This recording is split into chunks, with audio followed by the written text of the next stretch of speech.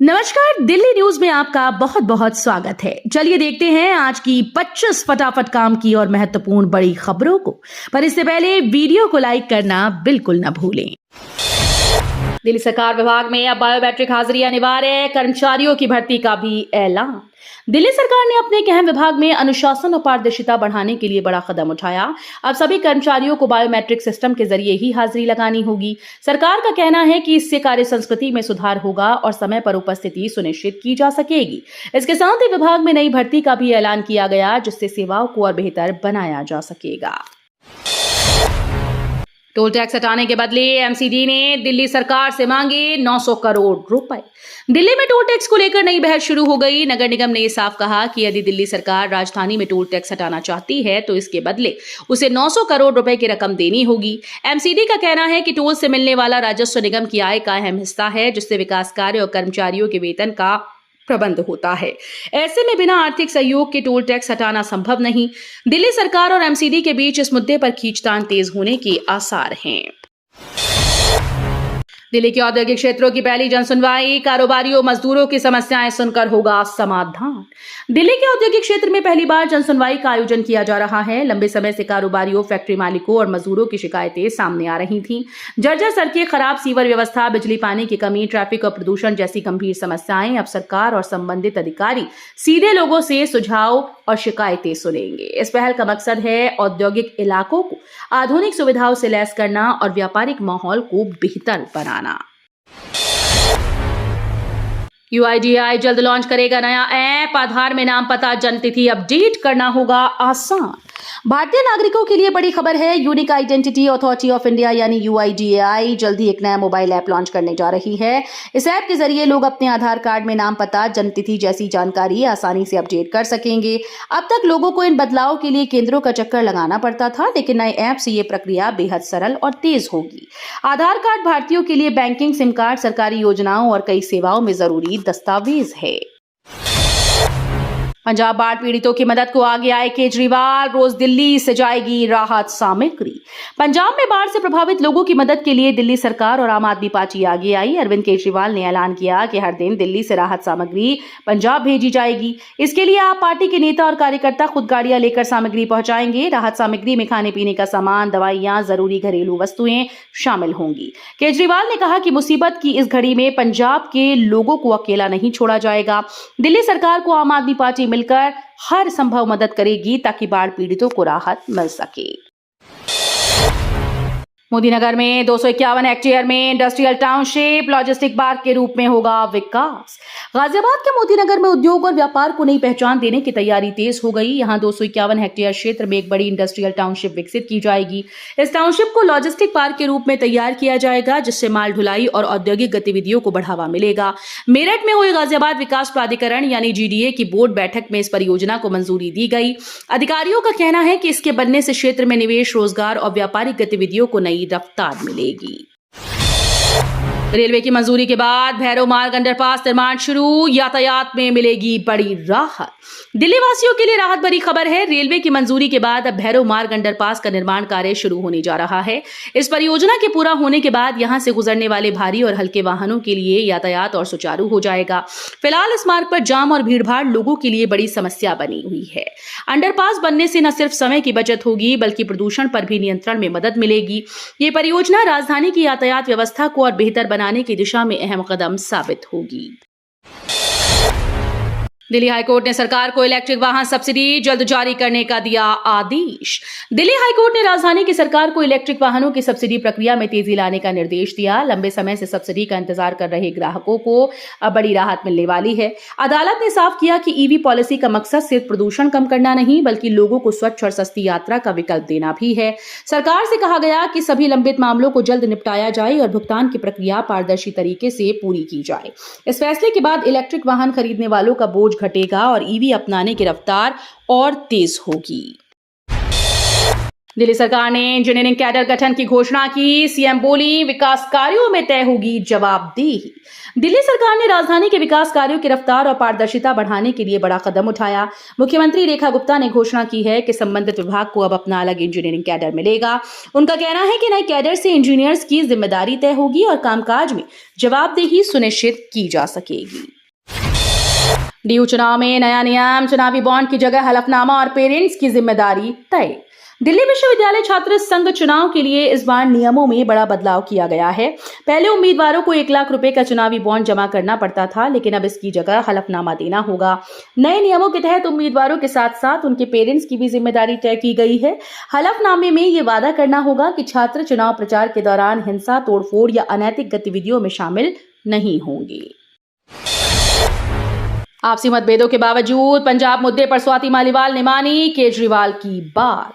दिल्ली की राजनीति में स्वाति मालीवाल और मुख्यमंत्री अरविंद केजरीवाल के बीच रिश्ते सामान्य नहीं माने जाते हैं। दोनों के बीच कई मुद्दों पर टकराव और बयानबाजी देखी जा चुकी है, लेकिन पंजाब से जुड़े एक अहम मसले पर मालीवाल ने केजरीवाल की राय को स्वीकार कर लिया।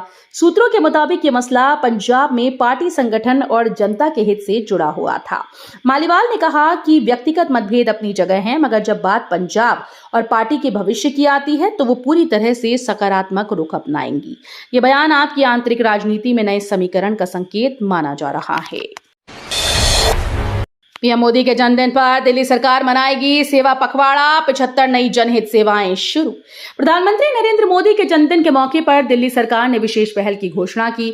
सरकार सेवा पखवाड़ा मनाएगी, जिसके तहत जनता को सीधा लाभ पहुंचाने वाली 75 नई सेवाएं शुरू की जाएंगी। ये सेवाएं शिक्षा, स्वास्थ्य, स्वच्छता और जन कल्याण जैसे क्षेत्रों से जुड़ी होंगी। अधिकारियों का कहना है कि इस पहल का उद्देश्य आम लोगों तक शासन की योजनाओं को तेजी और पारदर्शिता के साथ पहुंचाना है। सीएम रेखा गुप्ता ने फिर शुरू की जन सुनवाई कार्यक्रम, पुलिस ने बढ़ाई सुरक्षा। दिल्ली के मुख्यमंत्री रेखा गुप्ता ने एक बार फिर से जन सुनवाई कार्यक्रम की शुरुआत की है। इस दौरान लोग अपनी समस्याएं सीधे सीएम के सामने रखेंगे। बढ़ती भीड़ और सुरक्षा की दृष्टि से पुलिस ने इंतजाम कड़े कर दिए। कार्यक्रम स्थल पर अतिरिक्त पुलिस बल की तैनाती भी की गई और हर गतिविधि पर नजर रखने के लिए सीसीटीवी कैमरों से निगरानी बढ़ा दी गई। प्रशासन का कहना है कि जन सुनवाई जनता और सरकार के बीच सीधा संवाद स्थापित करने का माध्यम है। सरकार ने लोगों से अपील की है कि वे निर्धारित समय पर अपनी शिकायतें लेकर पहुंचे। यमुना का जलस्तर पहुंचा 206.86 मीटर, लोहा पुल पर ट्रेन की आवाजाही बंद। दिल्ली में यमुना नदी का जलस्तर लगातार बढ़ता जा रहा है और खतरे का निशान पार करते हुए 206.86 मीटर पर पहुंच गया है।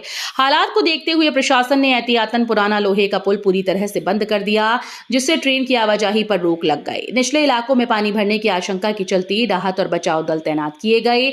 सरकार ने सभी विभागों को अलर्ट पर रखा है और लोगों से अपील की है कि वे अफवाहों पर ध्यान न दें और सुरक्षित स्थानों पर चले जाएं। जीएसटी काउंसिल का बड़ा फैसला, जूते, चप्पल और कपड़े 2500 रुपए तक होंगे सस्ते। आम आदमी के लिए राहत भरी खबर है। जीएसटी काउंसिल ने बड़ा फैसला लेते हुए जूते, चप्पल और कपड़ों पर टैक्स संरचना में बदलाव की मंजूरी दी। अब 2500 तक के जूते, चप्पल और रेडीमेड कपड़े पहले से सस्ते मिलेंगे।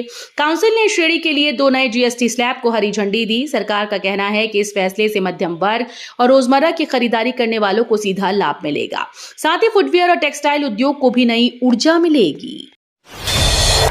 दिल्ली पुलिस ने गैंग का भांडाफोड़ किया, 228 मोबाइल और हथियार बरामद। दिल्ली पुलिस ने मोबाइल चोरी के बड़े गैंग का भांडाफोड़ किया। गिरफ्तार आरोपियों में सरगना मोहताज शेख, मोहम्मद गुलू शेख और अब्दुल शमीम शामिल हैं।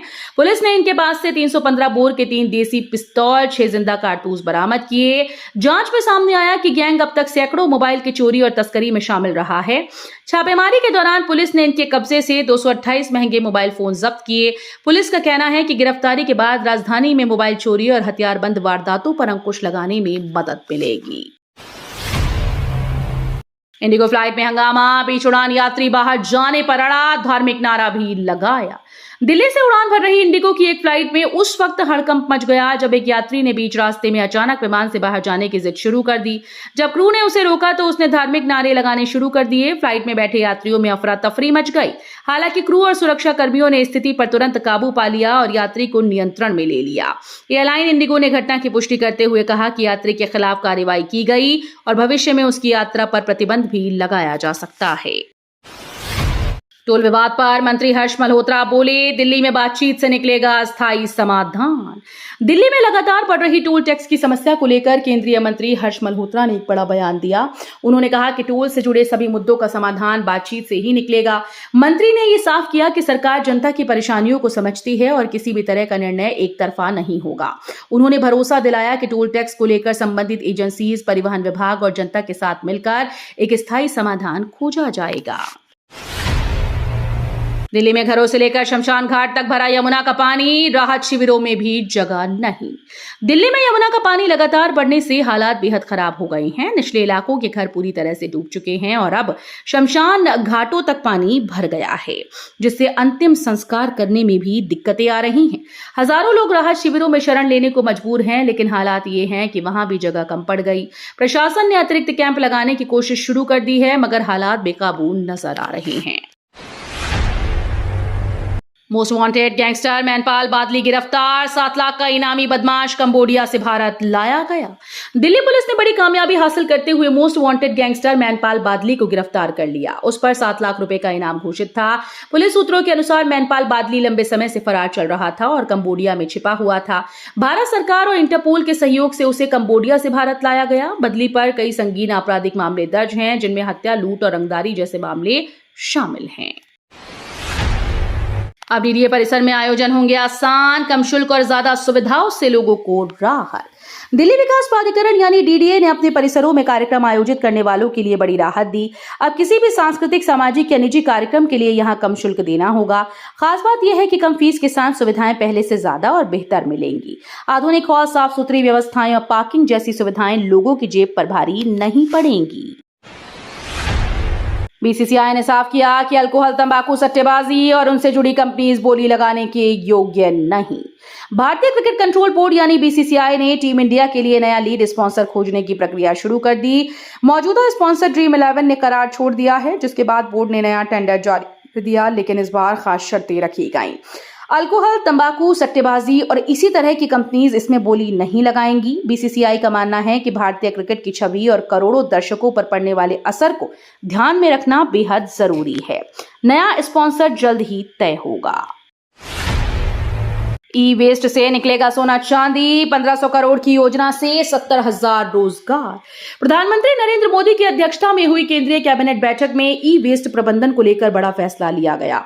सरकार ने 1500 करोड़ रुपए की प्रोत्साहन योजना को मंजूरी दी, जिसके तहत इलेक्ट्रॉनिक कचरे से सोना, चांदी और अन्य कीमती खनिज निकाले जाएंगे। ये योजना वित्त वर्ष 2025-26 से 2030-31 तक लागू रहेगी। अनुमान है कि इससे देश में महत्वपूर्ण खनिजों की उपलब्धता बढ़ेगी और आयात पर निर्भरता घटेगी। साथ ही पर्यावरण संरक्षण को बढ़ावा मिलेगा। अमेरिका में ट्रंप के खिलाफ उठी आवाजें, भारत पर टैरिफ जीरो करने और माफी की मांग। अमेरिका में अब ट्रंप प्रशासन की नीतियों को लेकर विरोध की आवाजें तेज हो रही हैं। भारत के साथ व्यापारिक संबंधों पर लगाए गए टैरिफ को लेकर कई विशेषज्ञ और राजनेता नाराज हैं। उनका कहना है कि भारत पर टैरिफ जीरो किए जाएं और इसके लिए भारत से माफी भी मांगी जाए। विरोधियों का मानना है कि ट्रंप के फैसलों ने अमेरिका की साख को नुकसान पहुंचाया और दोनों देशों के रिश्तों में अनावश्यक तनाव पैदा किया। भारत और अमेरिका के बीच सहयोग बढ़ाने की बजाय टकराव पैदा करना किसी भी पक्ष के लिए फायदेमंद नहीं होगा। एक ही परिसर में आंगनवाड़ी और प्राथमिक विद्यालय, बच्चों की शिक्षा देखभाल का नया मॉडल। केंद्र सरकार ने प्रारंभिक बचपन की देखभाल और शिक्षा को मजबूत करने के लिए एक बड़ा कदम उठाया। अब आंगनबाड़ी केंद्र और प्राथमिक विद्यालय एक ही परिसर में संचालित किए जाएंगे। इसका उद्देश्य है बच्चों को पोषण, देखभाल और शिक्षा की सुविधाएं एक साथ उपलब्ध कराना। सरकार का मानना है कि इस व्यवस्था से छोटे बच्चों का स्कूल में सहज संक्रमण होगा और उनकी सीखने की क्षमता में सुधार आएगा। तो ये थी आज की बड़ी खबरें। रोजाना ऐसे ही सबसे पहले अपडेट पाने के लिए चैनल को सब्सक्राइब करना बिल्कुल न भूलें। धन्यवाद।